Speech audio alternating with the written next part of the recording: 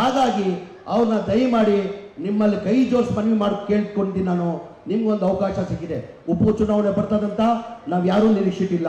ನೀವೇನ ರಾಜೀನಾಮೆ ಕೊಡೋಕ್ಕಿಲ್ಲ ಕುಮಾರಸ್ವಾಮಿ ಅವರು, ಚನ್ನಪಟ್ಟಣ ಮತದಾರರು ನೀವು ರಾಜೀನಾಮೆ ಕೊಡಿ ಸರ್, ನೀವು ಹೋಗಿ ಸರ್ ನಿಮ್ಮ ಮಂಡ್ಯಕ್ಕೆ ಲೋಕಸಭೆಗೆ ನಿಂತ್ಕೊಳ್ಳಿ ಅಂತ ನೀವೇನೋ ಹೇಳಿ ಪರ್ಮಿಷನ್ ಕೊಟ್ಟಿದ್ರಾ? ನಿಮ್ಮ ಪರ್ಮಿಷನ್ ಕೇಳಿದ್ರಾ? ವಿದೌಟ್ ನಿಮ್ಮ ಪರ್ಮಿಷನ್ ಕೇಳಲಾರೆ ಅವ್ರು ಹೆಂಗೆ ಹೋಗಿ ಅಲ್ಲಿ ನಿಂತ್ಕೊಂಡ್ರು. ಈಗ ಅಲ್ಲಿ ಬಂದು ಗೆದ್ಬಿಟ್ಟು ಇಲ್ಲಿ ರಾಜೀನಾಮೆ ಕೊಟ್ಟು ಈಗ ಉಪಚುನಾವಣೆ ಬಂದು ನಿಂತು ಹೇಳ್ತಾರೆ ಅಣ್ಣ ನಾನು ದಯಮಾಡಿ ನನ್ನ ಮರ್ಯಾದೆ ಪ್ರಶ್ನೆ, ನನ್ನ ಗೆಲ್ಸ್ಬೇಕಾಗ್ತದೆ. ಯಾವ ಕಾರಣಕ್ಕೆ ಅವ್ರು ಏನು ಮಾಡಿದಾರೆ ನಾನು ಗೆಲ್ಸಕ್ಕೆ ಸಾಧ್ಯ? ಅವರು ಯಾರು ಕೇಳ್ಬಿಟ್ಟು ಇಲ್ಲಿಂದ ಹೋಗಿದ್ದಾರೆ? ಅವರು ಯಾರು ಕೇಳ್ಬಿಟ್ಟು ಹೋದ್ರು ಇಲ್ಲಿಂದ? ಯಾರನ್ನ ಹೇಳಿದ್ರ? ಚನ್ನಪಟ್ಟಣ ಮತದಾರರು ಹೇಳಿದ್ರ? ಇಲ್ಲ ಸರ್ ನೀವು ಹೋಗಿ ಮಂಡ್ಯದಲ್ಲಿ ನಿಂತ್ಕೊಳ್ಳಿ, ಅಲ್ಲ ಹೋಗಿ ಕಂಟೆಸ್ಟ್ ಮಾಡಿ ನೀವು ಗೆದ್ದು ಬನ್ನಿ ಅಂತ ಹೇಳಿದ್ರ? ನೀವು ಯಾರು ಹೇಳಿರಲಿಲ್ಲ, ನಿಮ್ಗೆ ಯಾರು ಪರ್ಮಿಷನ್ ಕೊಟ್ಟಿಲ್ಲ. ಅವ್ರು ಹೋಗಿ ಅಲ್ಲಿ ನಿಂತ್ಕೊಂಡು ಅಲ್ಲಿ ಗೆದ್ದಿ ಇವತ್ತು ಉಪಚುನಾವಣೆ ಬಂದಿದೆ.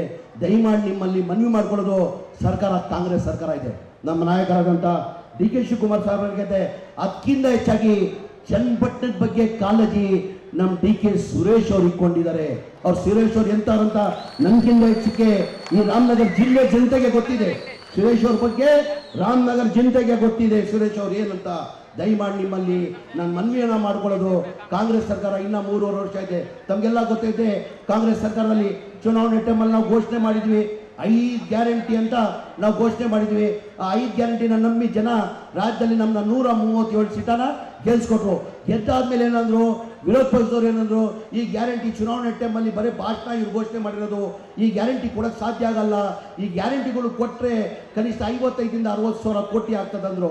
ನಮ್ಮ ಸರ್ಕಾರ ಬಂದು ಒಂದೇ ತಿಂಗಳಲ್ಲಿ ನಮ್ಮ ನಾಯಕರಾದ ಸಿದ್ದರಾಮಯ್ಯ ಅವರು, ಡಿ ಕೆ ಶಿವಕುಮಾರ್ ಅವರು 5 ಗ್ಯಾರಂಟಿಯನ್ನು ಲಾಗು ಮಾಡೋದು ತಮಗೆಲ್ಲ ಗೊತ್ತಿದೆ. ಮೊನ್ನೆ ಲೋಕಸಭಾ ಚುನಾವಣೆ ಬಂತು. ಲೋಕಸಭಾ ಚುನಾವಣೆಯಲ್ಲಿ ನಾವು ಭಾಳಷ್ಟು ನಿರೀಕ್ಷೆ ಇಟ್ಟಿದ್ದೀವಿ.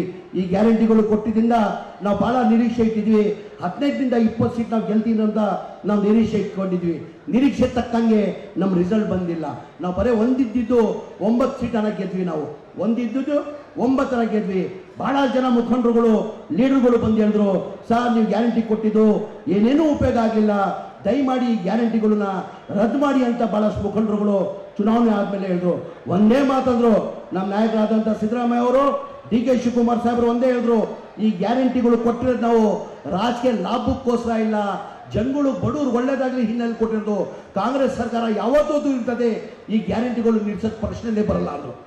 ಪ್ರಶ್ನೆನೇ ಬರಲ್ಲ ಅಂದರು. ಮಾಡ್ಬೋದಾಗಿತ್ತಾನೆ.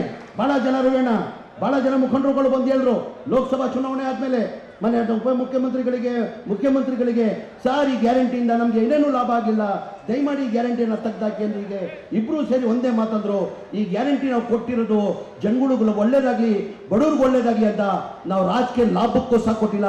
ಈ ಪ್ರಶ್ನೆನೇ ಬರಲ್ಲ. ಕಾಂಗ್ರೆಸ್ ಸರ್ಕಾರ ಯಾವತ್ತೂ ಇರ್ತದೆ, ಈ ಗ್ಯಾರಂಟಿಗಳು ತೆಗೆಯೋದು ಪ್ರಶ್ನೆನೇ ಬರಲ್ಲ ಅಂದರು.